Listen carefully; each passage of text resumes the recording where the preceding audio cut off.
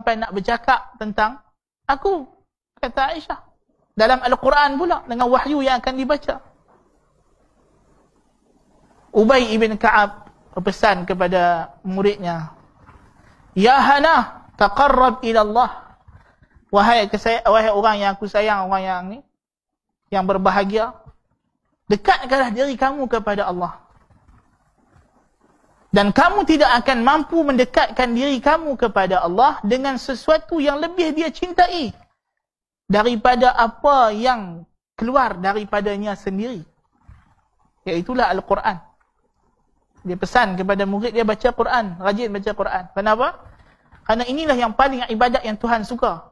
Sebab Quran ni keluar daripada Tuhan sendiri. Tuhan sendiri yang bercakap.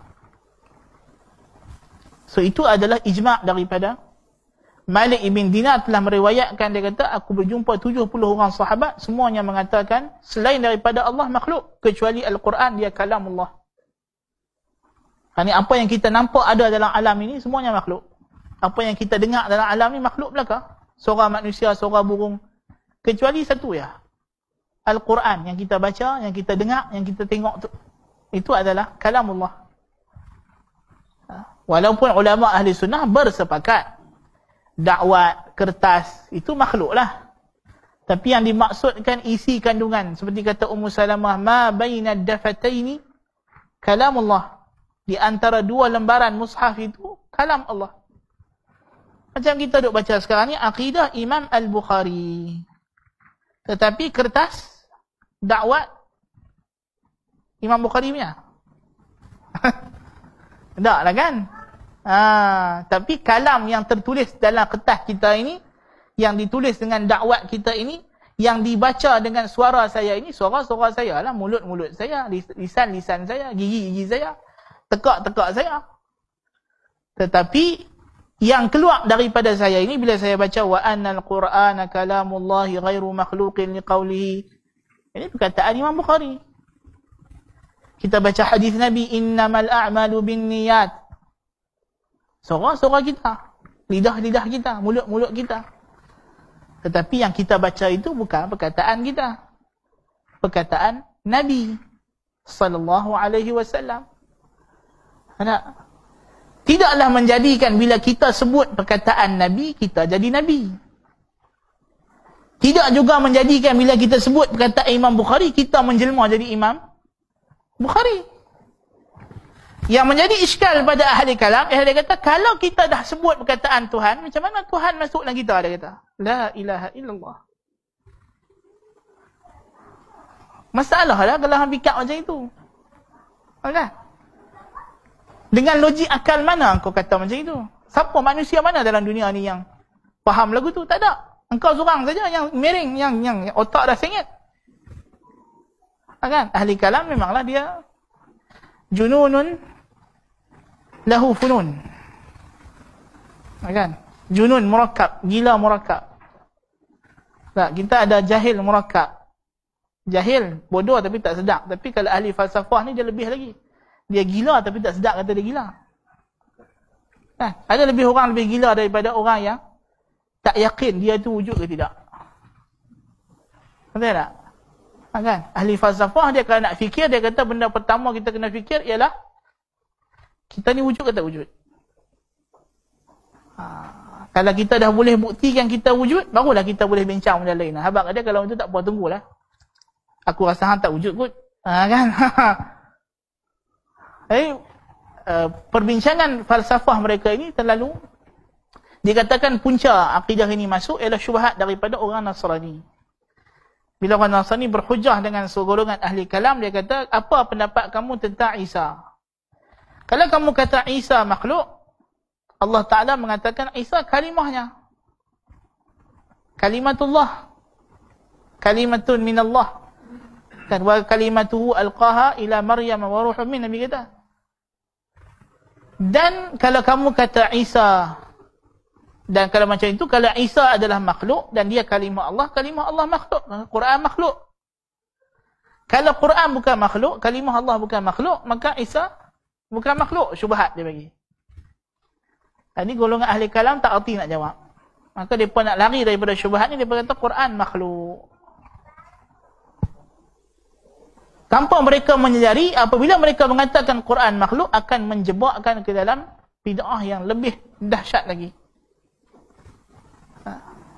Menyebabkan terpaksa kita mengatakan semua sifat Tuhan ni makhluk lah. Kerana yang dimaksudkan dengan Isa itu kalimah daripada Allah, ialah dia diciptakan dengan kalimah kun. Seperti mana kata Imam Ahmad dalam Ar-Raddu 'ala Al-Jahmiyati waz-Zanadiqah. Yang dimaksudkan Isa itu ialah kalimatun min Allah, kalimah daripada Allah, ialah dia diciptakan dengan kun. Seperti mana makhluk lain, bukan Tuhan. Bukan seperti akidah golongan Nasrani yang mendakwa kalimah kun itu sendiri yang menjelma menjadi manusia. The word become blood and flesh. Bukan itu. Kerana Tuhan tidak berubah dari satu kejadian ke satu kejadian. Ta'ala Allahu an qawlihim 'uluwan kabira. Tapi yang dimaksudkan itu, Isa dicipta dengan kalimah kun. Inna mathala Isa 'inda Allahi kamathali Adam. Khalaqahu min turabin thumma qala lahu kun fayakun. Dalam surah Ali Imran. Allah Ta'ala kata, sesungguhnya perumpamaan kejadian Isa itu seperti penciptaan Adam. Allah jadikan Adam daripada tanah, kemudian Allah kata jadilah, maka Adam pun jadi. Sama Tuhan kata. Tidak ada bezanya. Seperti mana Adam tidak ada mak bapak, Tuhan tempa bentuk dia dengan tanah, Tuhan kata jadi, hidup dia. Demikian juga Isa, walaupun tak ada bapak, Tuhan jadikan daripada mak. Tuhan kata jadi. Nak bandingkan Isa dengan Adam, Adam lebih takjub lagi, lebih magic lagi, lebih misteri lagi kejadiannya. Kan? Daripada Isa. Dan bukanlah Isa yang pertama Tuhan ciptakan tanpa pasangan. Nabi Adam diciptakan tanpa mak bapak. Isterinya Hawa diciptakan daripada rusuk Adam tanpa ibu. Unta Nabi Saleh keluar daripada batu. Dan anak unta Nabi Saleh keluar daripada unta betina, tak ada unta jantan. Kan? Tongkat Nabi Musa jadi ular. Kan? So kalau nak kira mukjizat Allah Ta'ala, Isa bukanlah yang pertama.